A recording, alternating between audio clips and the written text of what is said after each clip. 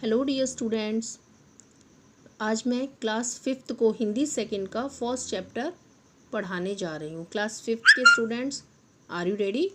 चलिए स्टार्ट करते हैं। ये आपकी बुक है, देखिए आज मैं आपको फर्स्ट चैप्टर आपका कराने जा रही हूँ।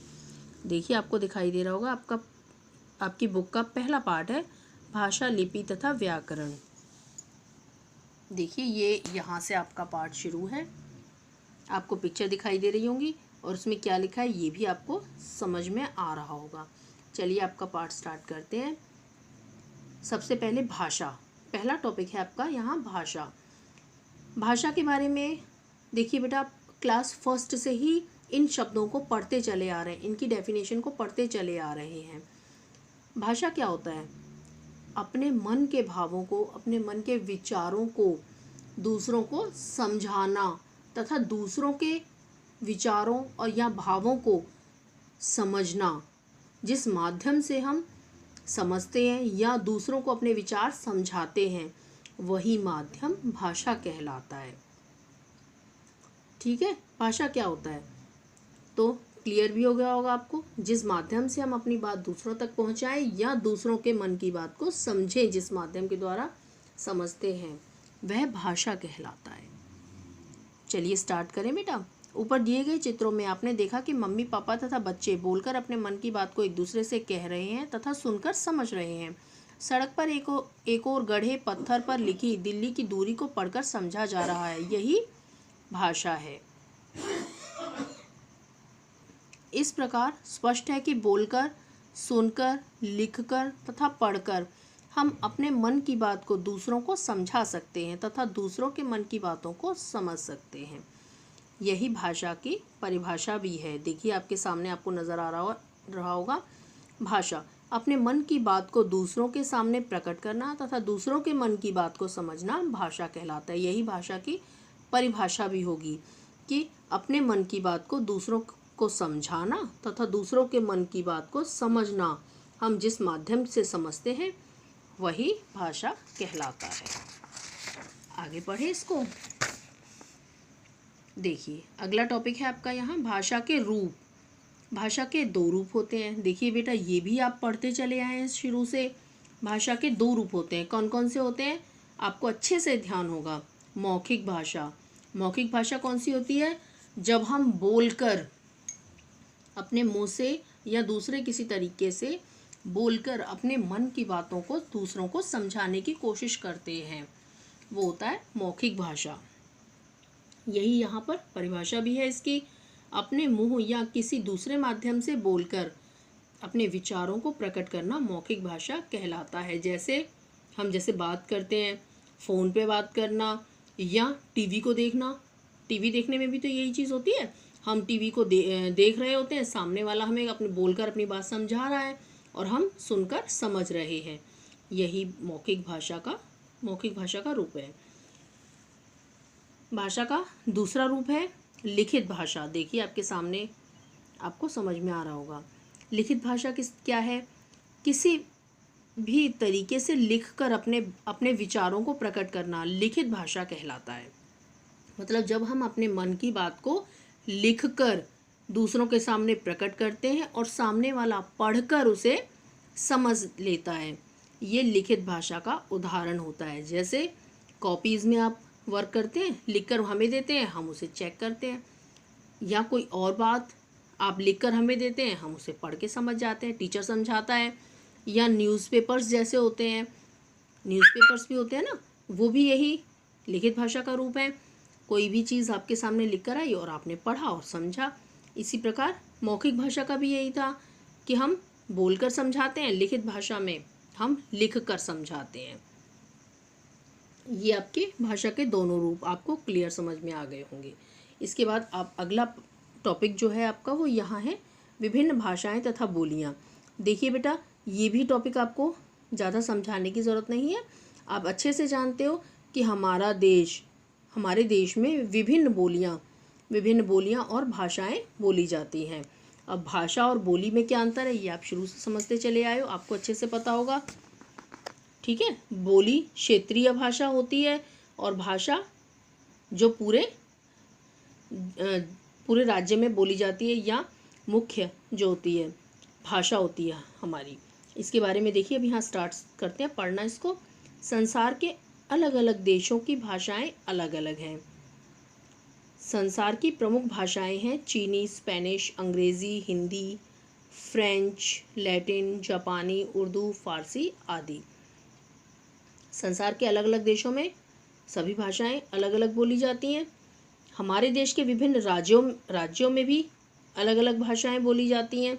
यहाँ की प्रमुख भाषाएं क्या हैं? हिंदी, हाँ ये हमारे देश की बात हम कर रहे हैं। हमारे देश में अलग अलग भाषाएं जो बोली जाती हैं। हमारे यहाँ अलग अलग भाषाएं कौन कौन सी हैं देखिए, हिंदी, अंग्रेजी, पंजाबी, बिहारी, गुजराती, तमिल, तेलुगु आदि। भारत में पहले 18 भाषाओं को मान्यता मिली थी, परंतु अब उनमें 4 बोलियां और जोड़कर उन्हें भी भाषा का रूप दे दिया गया है।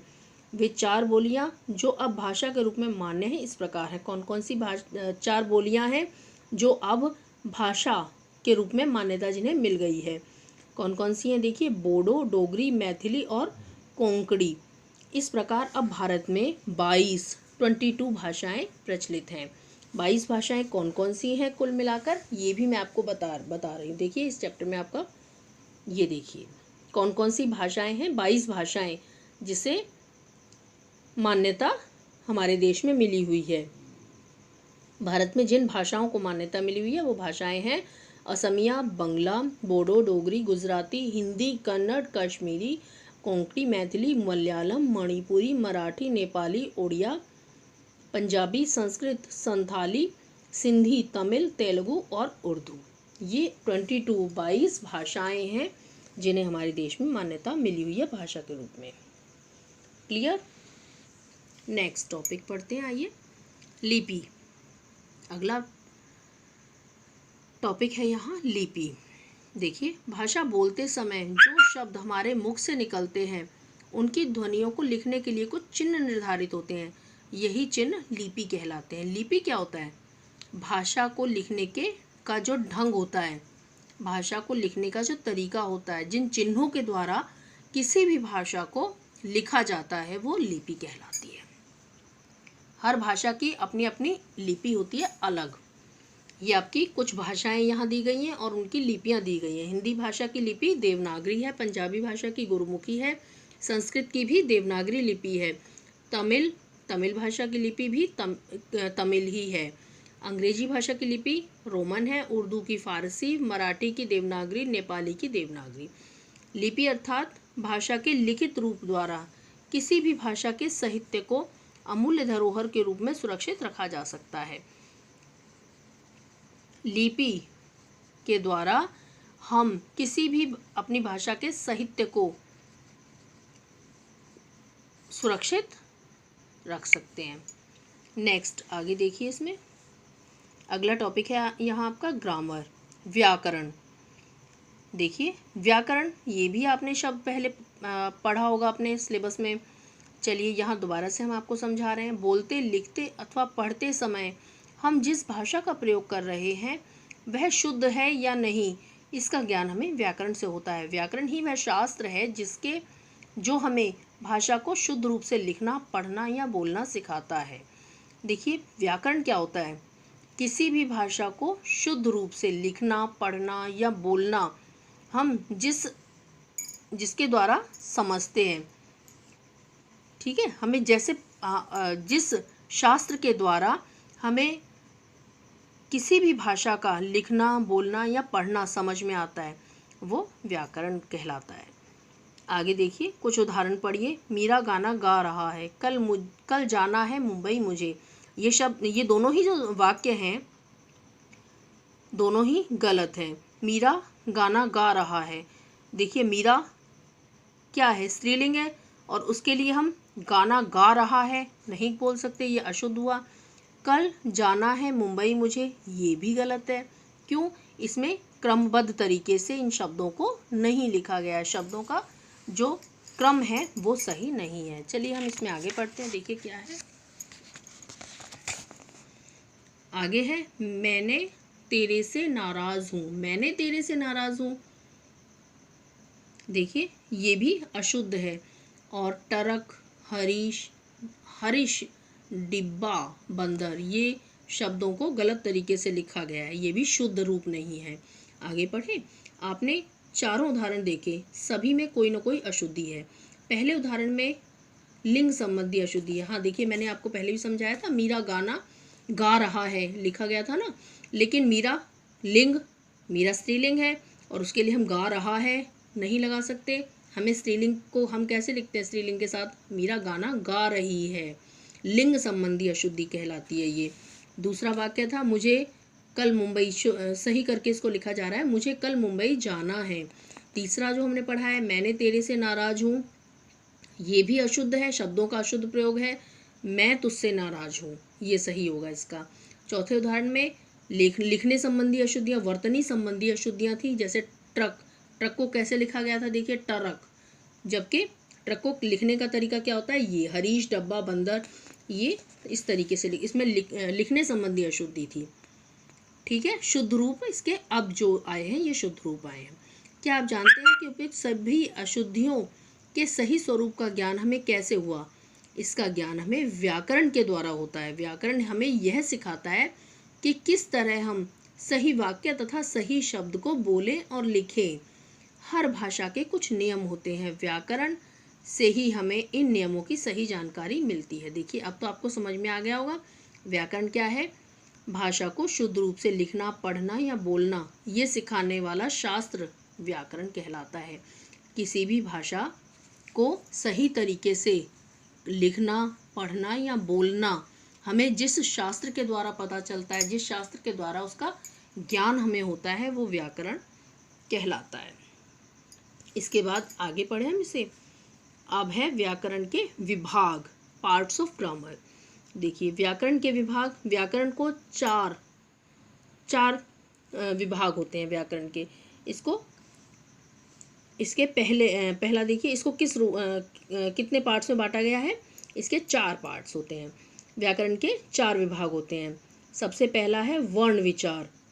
वर्ण विचार, इसमें वर्णों उनकी उत्पत्ति किस प्रकार हुई है, उनके उच्चारण के किस प्रकार उनका उच्चारण, बोला कैसे जाए उन्हें, प्रकार कितने प्रकार के होते हैं, इन सभी पर विचार किया जाता है। वर्ण विचार, इसमें क्या क्या आता है, इसमें वर्ण आते हैं, उनकी उत्पत्ति, वो कहाँ से उनका स्टार्टिंग हुई है, उनको किस तरीके से विभाजित किया गया है, उनका उच्चारण कैसे करना है हमें, और कितने प्रकार के होते हैं, ये सब वर्ण विचार में इनको हम पढ़ते हैं ढंग से। शब्द विचार सेकंड पार्ट है इसका। शब्द विचार, इसमें शब्दों के प्रकार, शब्द कितने प्रकार के होते हैं, उनकी उत्पत्ति। पहले में वर्ण विचार था, दूसरा ये शब्द विचार है, थोड़ा सा ध्यान रखिएगा इस बात का।